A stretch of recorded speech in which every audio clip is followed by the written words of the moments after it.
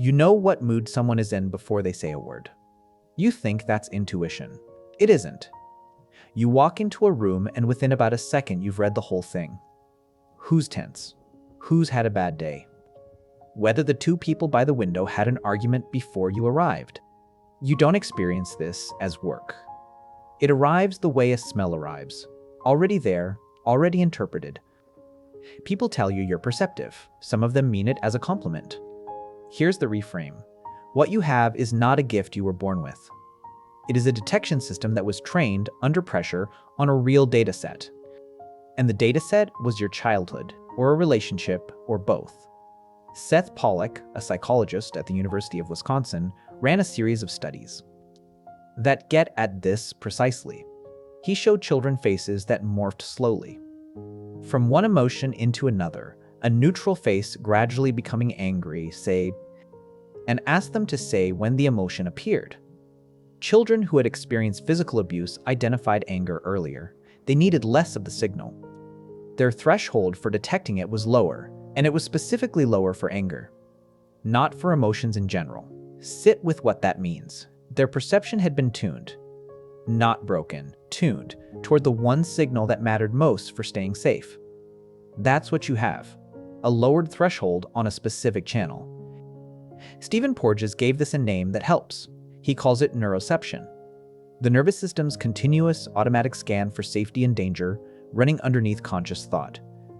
Porges' point is that this scanning isn't something you do. It's something that is done constantly by machinery you don't have access to. You get the result, not the calculation. A feeling that someone is off, a sense that you should be quiet for a bit. And a system that has been trained on high-stakes data doesn't just get accurate. It gets fast, and it gets loud, and it starts reporting on everything. So what does it cost to run a detector that never switches off? Because there is a cost, and nobody mentions it while they're calling you perceptive. Let me put you in a specific room. It's a work meeting, 11 people. Somebody is presenting, and you are listening, but you are also doing something else. You've clocked that your manager checked their phone twice during slide 4. You've noticed the person across from you hasn't spoken in 20 minutes, and has their arms folded in a way that reads as annoyed rather than cold. You've registered that the presenter's voice went slightly up at the end of a sentence. That shouldn't have been a question.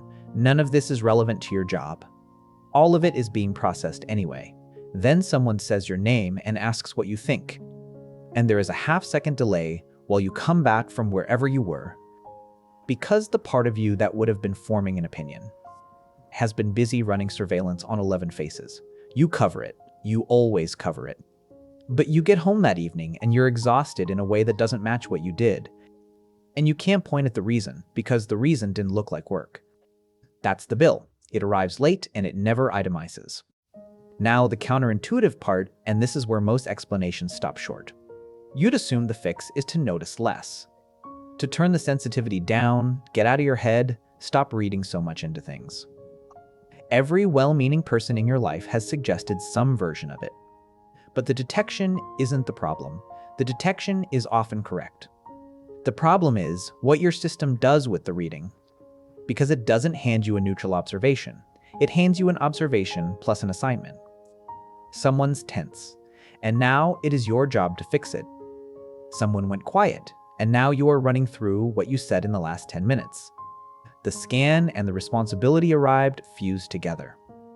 Because in the environment where you learned this, they genuinely were fused. Reading the room correctly and then managing it was a single survival act. So you don't need to see less. You need to unhook the seeing from the obligation. That is a much smaller repair than the one you've been attempting. And a much harder one because it means sitting with an accurate perception and doing nothing about it. Watching someone be in a bad mood that has nothing to do with you and letting it stay theirs, which, the first several times, feels roughly like watching a pot boil over and being told not to move. There's a failure mode worth being honest about because the flattering version of this story leaves it out. A detector tuned to a low threshold does not only catch more true signals, it catches more false ones. That is not a flaw in your particular instrument. It's arithmetic. Lower the bar for what counts as anger, and you will register anger in faces. that were merely tired, distracted, concentrating, or thinking about something entirely unrelated to you, which is what most people are doing most of the time. Pollack's finding is precisely this. The children weren't better at emotion in general. They were biased toward one reading. Sensitivity and accuracy are not the same quantity. And a system optimized for never missing a threat will accept a great many false alarms as the price. So, some of your readings are wrong. Not most, you are genuinely good at this, but enough that it matters.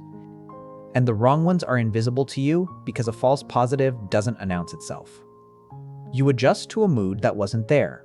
The interaction goes fine, and you file it as another success. The practical consequence is small and specific. When you get a reading about yourself, that someone has gone cool on you, that you said something wrong, that you're being tolerated rather than wanted, that is the reading most likely to be a false positive, because it's the channel your system was trained hardest on. It's also the reading you're least likely to check. You can check it. That's the whole intervention. Not stop noticing, ask. Which will feel absurd, given that you already know the answer. Ask anyway. The point is not the information. The point is giving a system that has never once received a correction the chance to receive one. Look at where else the fusion shows up. You apologize preemptively, not for something you did, but for something you can feel building in the room. You adjust your plans around a mood that hasn't been expressed. You ask someone if they're okay, and they say yes, and you don't believe them. And you're usually right, and being right about it has never once made you feel better. You know the exact sound of someone's footsteps changing. You've also almost certainly been told at some point that you're too sensitive, by someone whose mood you had correctly identified. There's a particular kind of irony in being informed you're imagining things by a person you have just accurately read, and if you've experienced it, you'll know it doesn't get less funny with time. Here's the part I'd want you to keep. Bessel van der Kolk has spent his career on how the body holds what happened, and one of his more useful observations is that these adaptations were never irrational. They were the correct answer to the question that was being asked at the time. The question just changed without telling anyone.